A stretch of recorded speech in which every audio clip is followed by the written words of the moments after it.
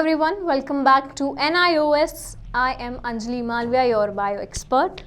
तो yes children, हमारा जो चैप्टर है जो हम पढ़ रहे हैं वो है चैप्टर 3. हम पढ़ रहे हैं about the cells, right, the building block of life. Yes, तो हम इनको बिल्डिंग ब्लॉक क्यों बोलते हैं? I hope this you know very well, right, कि सेल जो है वो ही हम जो लाइफ है वो हम में जान फूंकती है. और टिश्यू क्या होते हैं? It's a group of cells which are similar of origin, similar in function. ठीक है, तो चलो, तो ये हो गया सेल के बारे में. तो in the very first lecture हमने पढ़ा था about the cell and who discovered it, which is very important. Name of the scientist is the Robert Hooke, right. Yes, and then we have studied about the cell theory कि you know उनकी जो nature है, cell का जो function किस तरह से वो परफॉर्म करती हैं, तो उनके बारे में हमने देखा था सेल थ्योरी में. फिर हमने पढ़ा था about the types of cells की prokaryotic, eukaryotic, plant cell, animal cell. तो अब हमने स्टार्ट किया था हमारा सेल पार्ट्स या cell organelle, cell component, all are same. ठीक है, तो कई बार क्वेश्चन में आपसे सेल पार्ट के बजाय पूछ लेता है एक्सप्लेन 2 or 3 सेल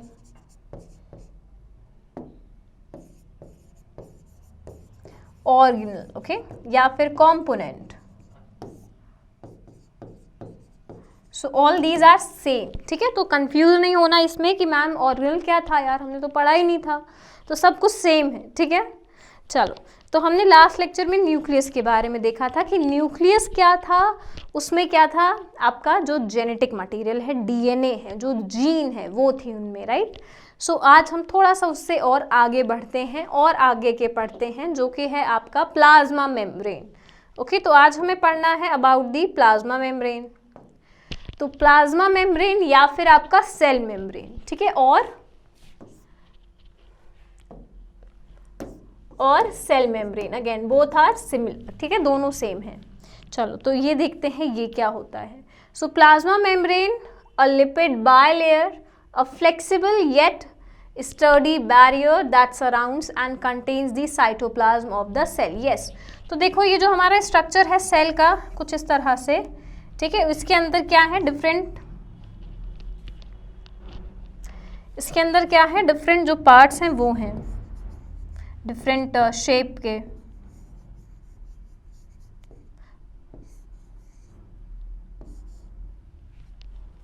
तो कुछ इस तरह से डिफरेंट पार्ट्स होते हैं, ठीक है, सेल के. सो ये जो प्लाज्मा या फिर आपका जो ये है सेल मेम्ब्रेन, अब देखो इसमें मेम्ब्रेन बोल रहे हैं, कुछ इस तरह का होता है जिसके अंदर ये सारी चीज़ें प्रेजेंट हैं. ठीक है, अब देखो साइटोप्लाज्म क्या हो गया? ये जो लिक्विड वाला पार्ट है, लिक्विड वाले पार्ट को हम क्या बोल रहे हैं? साइटोप्लाज्म बोल रहे हैं.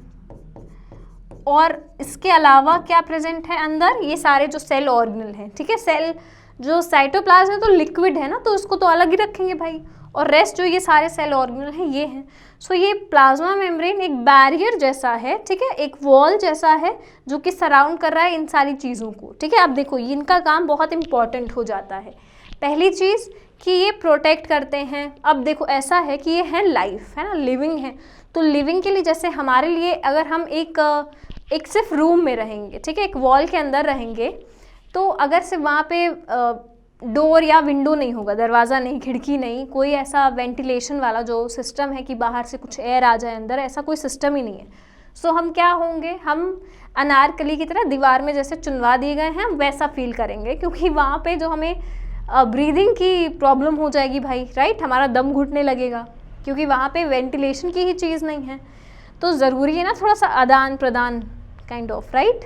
सो ये जो प्लाज्मा मेम्ब्रेन है ये उसी का ध्यान रखती हैं.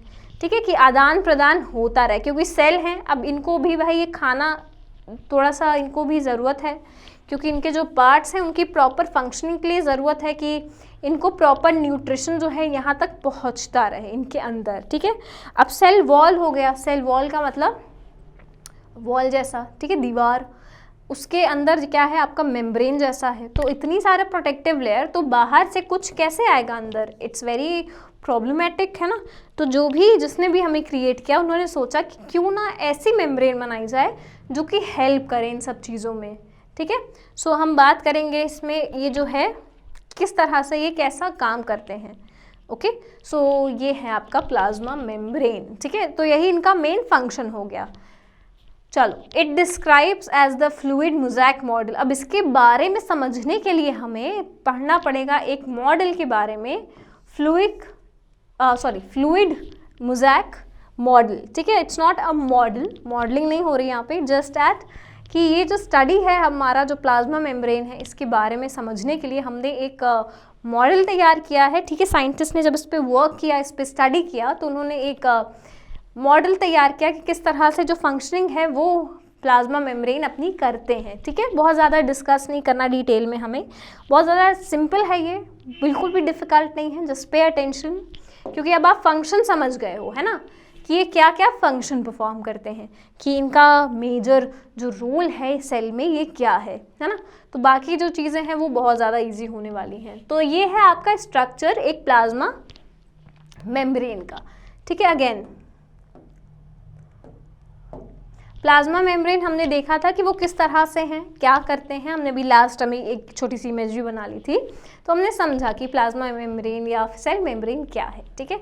सो अगर हम उसको जूम इन करेंगे कि उसकी देखेंगे कि कैसे उसमें लेयर है, क्या क्या प्रेजेंट है उनके अंदर, तो उनमें हमने देखा कि ये सारी चीज़ें जो है प्रेजेंट है। येस, उन छोटे से इम्पैक्ट, अगर सेल जो है इटसेल्फ बहुत छोटा है, माइन्यूट है, कि इतना कि हम उसको नेकेड आई से देख भी नहीं सकते, उसके लिए इलेक्ट्रॉन माइक्रोस्कोप, एक स्ट्रॉन्गेस्ट माइक्रोस्कोप की ज़रूरत पड़ेगी, राइट, उसको अच्छे से क्लियरली देखने के लिए, है ना।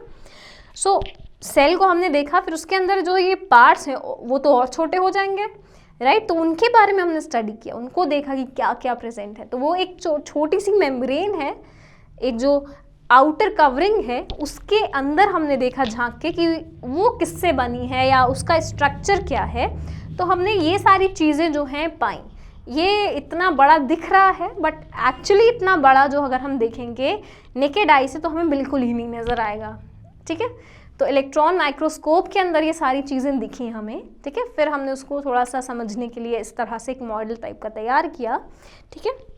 चलो, सो ये है आपकी लिपिड बायलेयर, ठीक है, ये लेयर हो गई, यस, ये लेयर हो गई। फिर ये देखो आप में अब इसमें क्या क्या है प्रेजेंट, ये देख लो, कोलेस्ट्रॉल है, ओके, देन ग्लाइकोलिपिड है, दैट इज कार्बोहाइड्रेट लिपिड, ठीक है। लिपिड प्रोटीन के बारे में अभी हम सेपरेटली पढ़ेंगे, ठीक है, तब उसमें डिटेल में पढ़ेंगे हम लिपिड क्या है, प्रोटीन क्या है, ठीक है। देन ग्लाइकोप्रोटीन है, देखो प्रोटीन भी है इसमें, ये वाला जो स्ट्रक्चर है ये पूरा। फिर इंटीग्रल ट्रांस मेम्ब्रेन प्रोटीन, देखो ये सिंगल इस तरह से है एक प्रोटीन की लेयर, और फिर इस तरह से वो कॉइल्ड हो गई है, ऐसे गोल गोल घूम गई है, राइट, तो इसीलिए इसको बोलते हैं ट्रांस। साइटोसॉल है, ठीक है। फिर एक्स्ट्रा फ्लूइड है, एक्स्ट्रा सेलुलर फ्लूइड है। तो ये सारी चीज़ें से आपका जो प्लाज्मा मेम्ब्रेन है वो बना है, ठीक है। तो आप एग्जामिनेशन में ये सारी चीज़ें अगर आपको नहीं ध्यान है तो आपको क्या लिखना है, आपको लिखना है कि प्लाज्मा मेम्ब्रेन किन से बना है, लिपिड से बने हैं, एंड जो प्रोटीन है उनसे बने हैं, ठीक है। Plasma membrane are made up of lipid and protein, clear है। देखो यहाँ पे लिपिड भी है, प्रोटीन भी है, ठीक है, क्लियर है। तो ये चीज़ लिख देना। चलो, फिर chemical composition of the plasma membrane, ठीक है। अब चलो केमिकल कॉम्पोजिशन देख लेते हैं। The basic structural framework is the lipid bilayer, है ना, लिपिड बायलेयर, बाय का मतलब टू, देखो यहाँ पे इस तरह से, okay. Then made up of 3 macromolecule. अब देखो इन्हें किन से बने हैं, लिपिड से बने हैं, प्रोटीन से बने हैं, और कार्बोहाइड्रेट से बने हैं आपके plasma membrane, okay. Plasma membrane are made up of these 3 things. Important है, बहुत इंपॉर्टेंट है, ध्यान में रखना, क्वेश्चन आता है एग्जामिनेशन में कि actually the composition of the plasma membrane, ठीक है। प्लाज्मा मेम्ब्रेन भाई किन से बने हैं, कौन बनाया है प्लाज्मा मेम्ब्रेन को, तो वो है आपके लिपिड, प्रोटीन और your carbohydrate, okay. Then yes, तो तो ये हो गया हमारा प्लाज्मा मेम्ब्रेन के बारे में। Okay, I hope this much is clear to you. यहाँ पे आपको इतना ही समझना है, क्योंकि अब आप अगर उसका फंक्शन समझिए कि what role actually they perform, तो सिंपल हो जाएगा। और ये इसके कॉम्पोजिशन है, they are made up of these 3 things. Okay, 1 2 and 3, lipids, protein and the carbohydrate. Just note it down. Okay, important है। चलो, अब नेक्स्ट जो हमारा सेल ऑर्गेनल है, सेल के जो नेक्स्ट पार्ट है वो है राइबोसोम। ठीक है, अब चलो राइबोसोम समझते हैं। ये राइबोसोम क्या है? मैंने अभी इसके प्रीवियस लेक्चर में आपको बताया था, जब रफ और स्मूथ एंडोप्लाज्मिक रेक्टिकुलम की हम बात कर रहे थे, इनफैक्ट न्यूक्लियस में भी हमने बात की थी इनके बारे में। ये हैं राइबोसोम्स। ठीक है, तो इम्पॉर्टेंट है। इनका फंक्शन जो है ऑब्जेक्टिव क्वेश्चन में आता ही आता है, trust me, I am not kidding, yes trust me. जो ऑब्जेक्टिव क्वेश्चन है, if you are preparing for NEET, then this question is very important. Ribosome का जो फंक्शन है, पता नहीं क्यों लोग पूछते हैं, सोचते हैं शायद बहुत ज़्यादा कंफ्यूजिंग होगा। बिल्कुल नहीं होगा, मेरे बच्चों को तो सब आता है यार, अब एकदम उनको याद हो जाएगा ये सारी चीज़ें, राइट? बिल्कुल ही डिफिकल्ट नहीं है मैम। तो यस, तो राइबोसोम क्या है? They are the site of protein synthesis in the cell. Yes, जैसे सेल में हर एक का डिपार्टमेंट अलग है, एनर्जी का किसी का है, प्रोटेक्शन का किसी का है, देन वाटर स्टोरेज का किसी का है, उसी तरह से राइबोसोम का क्या है? वहाँ पे प्रोटीन बनते हैं। क्लियर है? प्रोटीन का सिंथेसिस, प्रोडक्शन होता है आपके प्रोटीन का। क्लियर है? Then they are composed of rRNA। Then ये क्या है भाई? Consist of a large subunit and a small unit. Subunit are made in nucleolus. तो न्यूक्लियोलस जो है वहाँ पे जो उसकी सब यूनिट है वो बनती हैं, और जो बड़ी वाली यूनिट है वो आपकी यहाँ बनेगी भाई। ठीक है, अब लोकेशन देख लो, on the endoplasmic reticulum. Yes, हमने देखा था कि एंडोप्लाज्मिक कुछ इस तरह का होता है,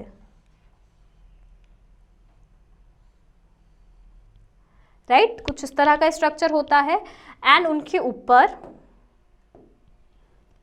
कुछ इस तरह से लगे होते हैं वो, है ना, प्रेजेंट होते हैं। उनकी जो वॉल होती है उसमें कुछ इस तरह से माइन्यूट से प्रेजेंट होते हैं। इनका लोकेशन तो ये एक हो गया, ठीक है, कि एंडोप्लाज्मिक रेक्टिकुलम के सरफेस पे हैं, उसकी वॉल पे हैं, तो इसीलिए इनको क्या बोल रहे हैं हम? रफ एंडोप्लाज्मिक रेक्टिकुलम, है ना, क्योंकि ये प्रेजेंट हो गए। स्मूथ तब जब ये प्रेजेंट ना हो, सिर्फ एंडोप्लाज्मिक रेक्टिकुलम प्रेजेंट हो। ठीक है, तो इसीलिए ये हो गया रफ एंडोप्लाज्मिक रेक्टिकुलम। फिर फ्री इन दी साइटोप्लाज्म, और इनकी एक और पोजीशन कहाँ है? ये साइटोप्लाज्म के अंदर आराम से तैरते रहते हैं, ऐसे समझ लो। साइटोप्लाज्म इज द फ्लूइड, है ना, उसी फ्लूइड के अंदर ये सारी चीज़ें प्रेजेंट है। Nucleus, mitochondria, endoplasmic, everything is present inside that fluid, है ना।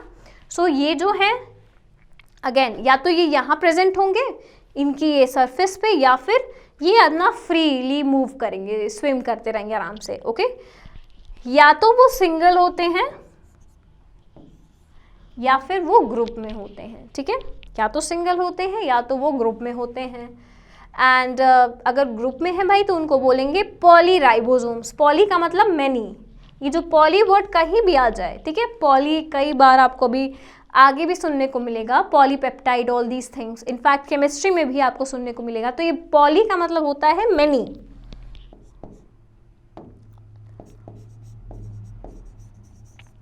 ओके, तो ये जो पॉली टर्म है, पॉली का मतलब होता है मैनी, बहुत सारे।